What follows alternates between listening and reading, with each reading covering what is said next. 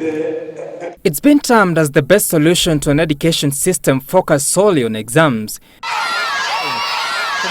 The proposed 2-6-6-3 system, where learners spend 2 years at pre-primary, 6 years in primary school, 6 more years in secondary school, with the junior high school and senior high school taking 3 each, marking the end of the current 844 system.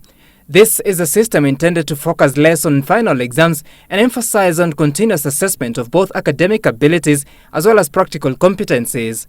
Learners in this system should be able to proceed to working environments or further their studies at universities or other tertiary institutions. With the majority of the stakeholders agreeing on the curriculum framework, the new system could be piloted at select schools beginning May this year.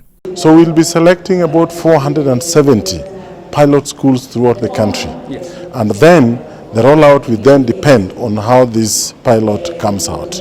Learners currently in kindergarten, standard 1 and 2 are bound to be affected by the changes should the implementation proceed as intended. As we shall be rolling out the new curriculum in early years, grade 1, 2, 3 and ECD next year, we will be preparing the materials and the teachers for the next level. Let us reduce the negative energies that we normally spend on tearing down things, saying how they don't make sense and how they are irrelevant and how I have not been involved. You now have an opportunity to be involved, or you can actually come to the table.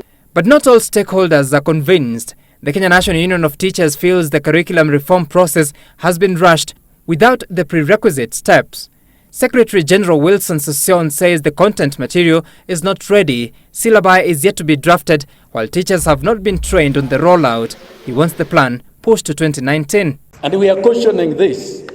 Let it not be a political flagship so that we skip some steps. Let us do it right and get it right.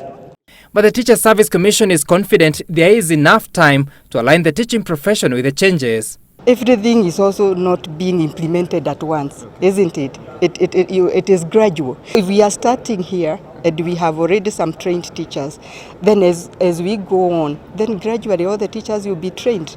And now the process moves to the implementation phase that will see changes not just in the content that learners are exposed to, but also how teachers get to interact with that same content. Of importance will be how the various stakeholders get to accommodate some of the concerns raised by some of them in moving the sector forward. Sam Gituku, Citizen TV, Nairobi.